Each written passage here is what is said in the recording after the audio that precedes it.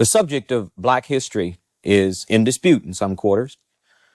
A man named J.A. Rogers, who was laughed at 20, 30 years ago, not taken seriously at all, is being taken very seriously these days.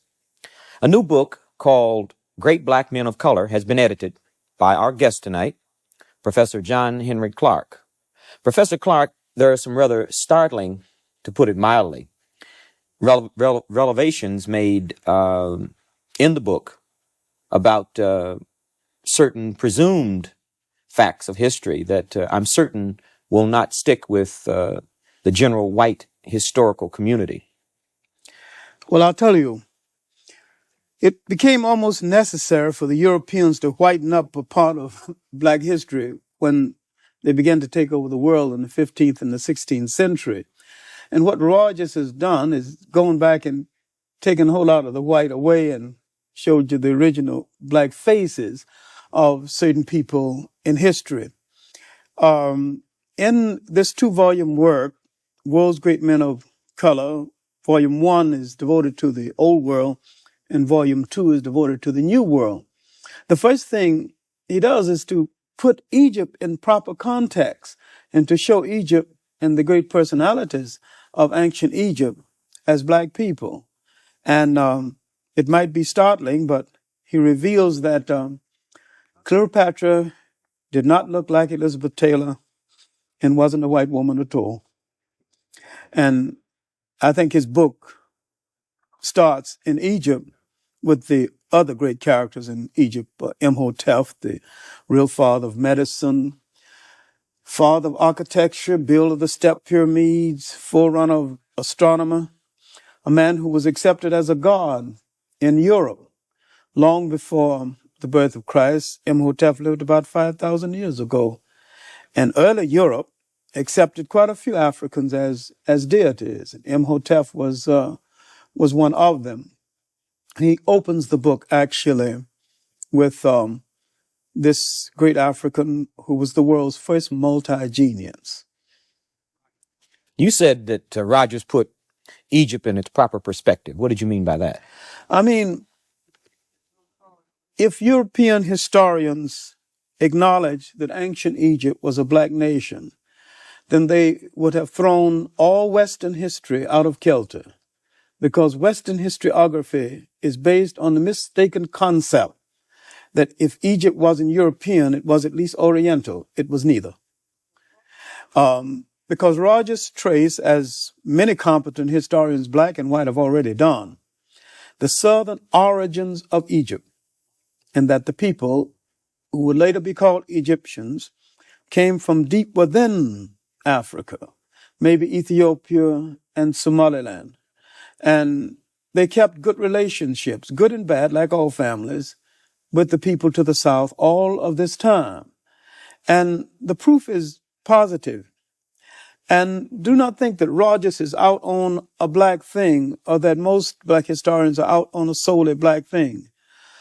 Most of us got our most radical information from white writers that other white historians do not read, such as Gerald Massey and his 6-volume classic work called Egypt, Light of the World, which proved positively that ancient Egyptians were black. Count Vorez in his Ruins of Empires, Gustav Hearns in a 6-volume work, Researches in the Ancient History, the early work of the American Egyptologist Breasted, Sir Wallace Budge.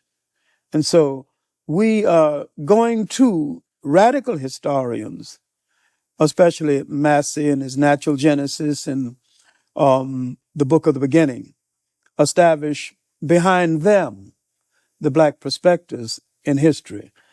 And if white historians accept the black perspectives in history, they would have to admit that the white perspectives in history is wrong. And I'm afraid they're not quite equal to that right now. Well, what is the, if there is a black perspective in history, there is a white perspective in history. Mm-hmm. And you're saying, I'm assuming, that history is being manipulated for an end. In itself. In itself. History, the Europeans began to manipulate history when they rose and began to expand into the broader world in the 15th and the 16th century, because they had to justify the slave trade and they had to justify the colonial system that followed. And modern racism has its incubation in that period. You cannot enslave a man and say he's a human being, that he has humanity, and that he was one of the forerunners of the world's religion. You cannot enslave an African and say this about him, because if you say he's a human being, then you're saying he's an extension of you. Then you cannot sell an African Christianity and call him a heathen and acknowledge the African contribution toward the creation of Christianity. So it's a contradiction in acknowledging that the man created Christianity, then come back and say that you are selling him Christianity because he is a heathen. So the European had to literally strip history of the contributions of non-European people. To a certain extent, they did this in Asia. Now, what Rogers has done in these two books is to go back and set history in some kind of perspectives based on this information. And all of the information did not come from black historians. It came from the best records available from all of them. Now, speaking of information, Rogers has alleged some very startling things, and we're using that word because I think in the context of having had only white history, anything black is startling. And so I'm saying it in a positive way. That some of his information has said that there were a number of American presidents who actually were black, that there were a number of prominent Americans that history has treated as whites, who by his criterion or criteria of who was black and white, according to society's definition, were black. Oh, now, not according to Rogers' definition now. Understand, and this is the irony of it all, and this is the trap. Black people have never written any definitions of race, any definitions of what a people has been. I mean, they have never said that these people with these kind of traits belong here, because modern racism had its development in the pseudo-scientific development of intellectual Europe after the 15th century. And they began to say that certain kind of people belong to certain kind of race, and they created the concept of race and racism itself. Now, according to the laws that's still on the statute book of the United States and some other parts of the world, one drop of us makes you a whole. Now, this ridiculous law and stipulation and measurement has given black people a lot of white people according to that law. Now, it has given us Beethoven, who was called a dark Moor. Now, he was probably one of the many olive-complected Europeans that you see in the millions throughout Europe. But in the States, in the United States, they say that if you have one drop of blood of a black person, you're a whole black person. Now, by this stupid law, we have a whole lot of white people. There's a whole lot of people that think they're white that belong to us. We might claim all of South America because the Spaniards were mulattoes when they got there, having been mixed with the Moors for nearly 800 years. And they were even before the Moorish conquest. Mediterranean Europe was highly mixed with Africa. Nobody thought anything of it because they were a mixture of power and influence and trade, and they got along fairly well together for hundreds of years before they turned on each other. And I don't say it did the Europeans any harm, because the handsomest people in Europe are the olive-complected people who mix with the Africans. You're saying, in essence, that there's no such thing as a race. Oh, I maintain that race is the phoniest issue ever invented by the mind of man. The European invented and developed the concept of race. There's really no such thing as a race, because nature created no races. The whole race is a man-made thing, you know. Well, how did people get to be French and English? Well, different climatic conditions and migrations and amalgams of different people, and migrations of people into your country, migrations of people out. All right. Now, this is an ethnic grouping as against what we call race. If you go back and you look at an old dictionary, you won't even find a definition for a race. Race grew out of the pseudoscientific development of Europe. And this is what Rogers was addressing himself to, and saying that according to your rule, which is ridiculous, a lot of you belong to us. Well, in another context, if race is arbitrary, then could we say that being called black was a political term? It's a political term, and a term which indicates our self-awareness at this juncture in history. And I think we really need it. We need to really bathe in blackness for a while, but I wish we'd get the bath over with and go on to something a little more important, because black in itself is not an ethnic term. Black tells you how you look, but it don't tell you who you are.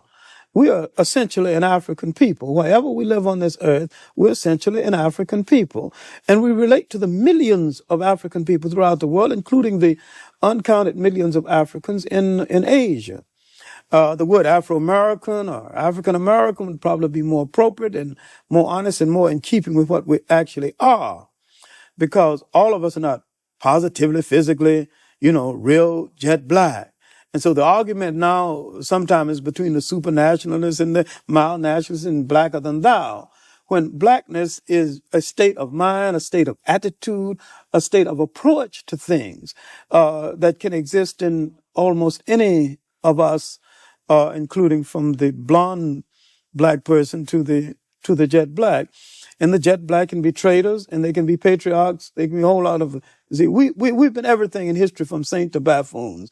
We're a complete people, and we need to start looking at ourselves as a complete people. And I think that once we convinced ourselves that we're black and beautiful, we'll stop saying it and just go ahead and be black and beautiful and release a whole lot of energy for more important things. All right, since you said that J.A. Rogers was a chronicler that related events, what is there in these two volumes in terms of facts that would be beneficial to black Americans in the regaining of our lost heritage? In terms of facts, is that J.A. Rogers goes through history and places in proper perspectives with documents the role of the black personality in history, beginning from the origin of man in Africa to the present time. And I'm saying that black people need a measurement of the role that they have played in history. And Rogers was the pioneer in the search for the black personality in history and his role. And this is important because through Rogers, in his first volume on the Old World, you can see what the Africans achieved, and what the Africans not only achieved within Africa, but the conflicts among African and how these conflicts were settled. Egypt was invaded from within Africa, which began the decline. That was the Kushite invasion, led by that magnificent trio of black generals, Castor, Pianki, and Taharqa. And the interesting thing about these men, especially Taharqa, the last of the trio, is that he not only controlled what is Kush, was part of Ethiopia and the Sudan of today and Egypt, but he invaded Libya and practically all of the Middle East, Saudi Arabia, Iraq, and Iran, all in those areas. And in those areas, he found both friends and foes. Now, if he found friends and enemies, if he found people in the Middle East willing to fight with him, he a black general. This tells you that color wasn't such a major factor, but the power, the rise and fall of power. Rogers tells us some other interesting things in Volume 1. Actually, I wish we had time just to deal with Volume 1 alone, because it tells you of the early European invaders of Africa, after he finished telling you about Akhenaten and the great queens of Egypt and that woman, the first truly great woman in history, Hatshepsut. About the black generals who served in white armies. Cletus Nigra, who was one of the commanding generals in the army of Alexander. And he deals with the romance around Alexander, which shocked the hell out of some people, because Alexander not only did not die worrying about no worlds to conquer, he died in a drunken stupor, and all this is documented. He threw a dagger at Cletus Niagara, the black general, who differed with him in front of his high command. And he died in self-reproach after this act, not worrying about no more worlds to conquer. It's another thing. And another aspect of Alexander, which I call the so-called great, that we need to take into consideration is Alexander was a magnificent diplomat, probably one of the most brilliant diplomats ever. He really wasn't much of a warrior. In fact, one of the main reasons why Cletus Niagara could kid him, because he had saved his life on the battlefield a number of times. And Alexander, after he got into Asia Minor, was ridiculing Greek soldiers. And Cletus Niagara, the black general, told him, you wasn't, as for Greek soldiers, you really, in effect, not so hard yourself. And he reminded him of the time that he saved his life. And Alexander was a little bit embarrassed and insulted by having this mention in front of his high command. And he was drinking too much at the time anyway. Now, that takes a whole lot of romance out of history to treat Alexander that way, but it's documented truth. Well, what are some of the statements, facts, allegations that Rogers makes specifically about who prominent white Americans were, who he now says were black? Well, he said that 5 of our presidents were black, and considering the fact that the ones that were black seemed to be about the poorest presidents we had, I'd rather not bother about getting into names, but advise you to read the small book by J.A. Rogers called Our 5 Negro Presidents and argue with someone else. But are there any of the families of these presidents alive who acknowledge that one of their ancestors who was a president was black? I'll name one, which because there's been so much writing about it and so much proof, and because some of the families are still alive, and someone want to run this down. President Harding had black blood, had some of what we call Negro blood. Mm-hmm. Where is this documented? There were several articles on it. Alan Morrison, the late Alan Morrison, used to be New York editor of Ebony, did an article on it in the first Negro Digest years ago. But I'll tell you another one, where the documents are a little clearer.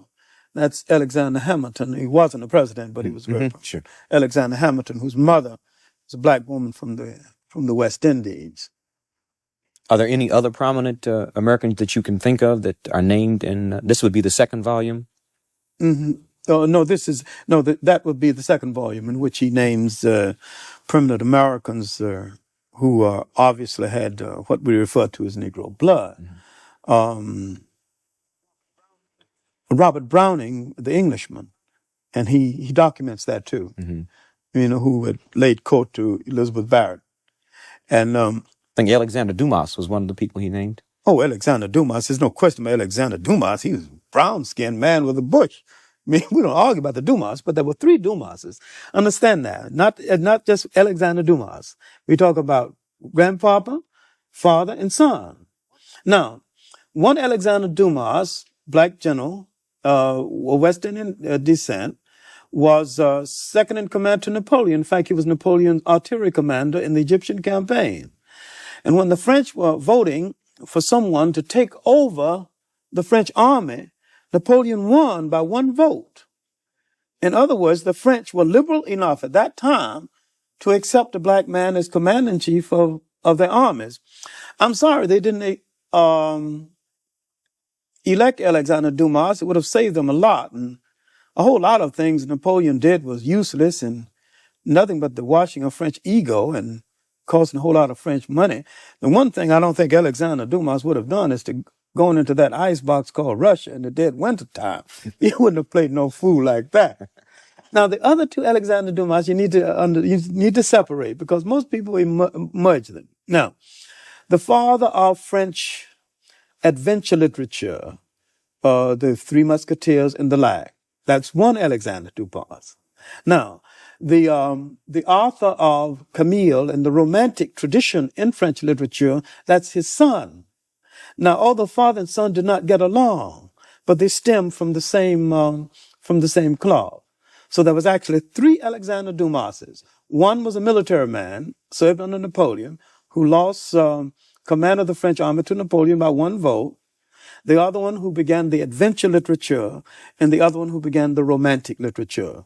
And he was somewhat of a prince of Paris, a devil with the ladies, but there's no argument about these people. Well, how do you suspect that these statements and beliefs are going to be accepted by white America and by the white historical community?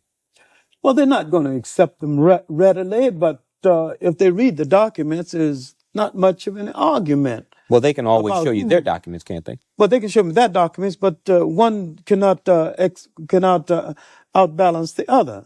I mean, I've seen there's a whole lot of things that white historians say that has nothing to do with documents at all. They just open their mouth and say it.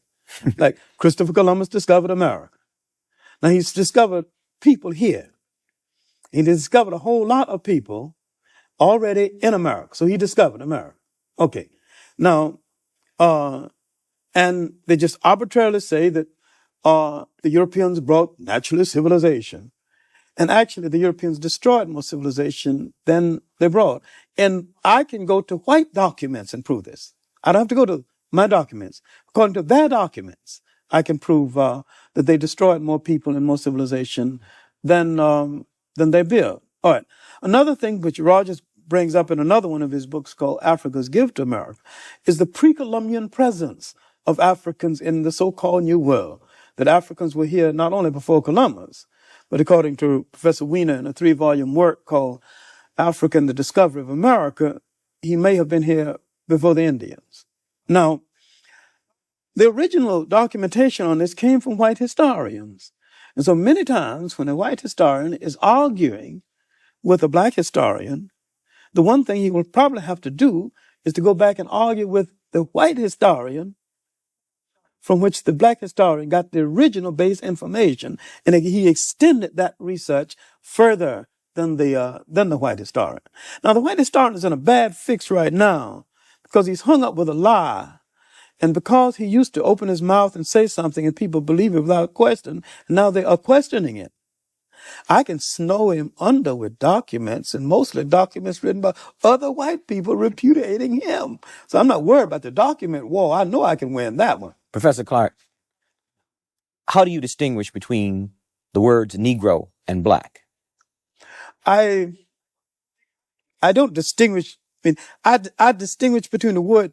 The way I have the word Negro is by dismissing it. And I dismiss it because there's no such thing as a Negro, because there's no Negro people and no Negro land. This is an adjective that somebody made a noun out of and slapped on a people against their will. And I dismiss the word Negro. The word black can relate to a whole lot of people, and it can become confusing. You see, people must relate to land, history, and culture. And this is what limits the word black. Because if you say black, and where is the black land? I'm going to show you where I'm from. If you say English, an image comes before your eyes, good or bad. The changing of the guard, Buckingham Palace, stout-hearted, the Bengal Lancers, If you say French, good cooking, great lovers, Napoleon, all that. All immediately you got an image.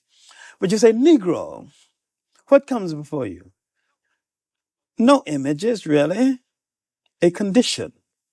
And a people is not a condition. A people must have a name that relates them to land, history, and culture. And so therefore, the name of a people, if it's going to be authentic, cannot be black. That can refer to how the people look. The name of the people have to relate to the land of origin. Now, no one is having any difficulty saying Italian American, Greek American, French American. I don't think they should have any difficulty saying African American or Afro American, as the case may be. Now, these are people who are black in the main. But let's get something straight. All Africans are not black. Black is the prevailing color in Africa. There are Africans who have not been mixed with any white people at all, who are light brown. And they've always been that way. And they're just as African as the blackest of the Africans. So if we got hung up on a narrow definition like black without explaining that it has elasticity that extends beyond a person being jet black, then we get ourselves into another trap. We get out of one trap and get into two. So now let's qualify what we're talking about when we're black. But when we're speaking of a people on a world basis, then let's relate them to land, history, and culture, so we'll know what we're talking about. Until someone creates a nation called black, from which we emulate, or black land, or black area, or black borough, then I'm afraid that the word black is rather limited. Right. I'd like to thank you very much. You've certainly said quite a few things. The book, The World's Great Men of Color, is undoubtedly going to cause quite a stir and be of amazing educational value. Thank you very much, Professor Clarke. Thank you.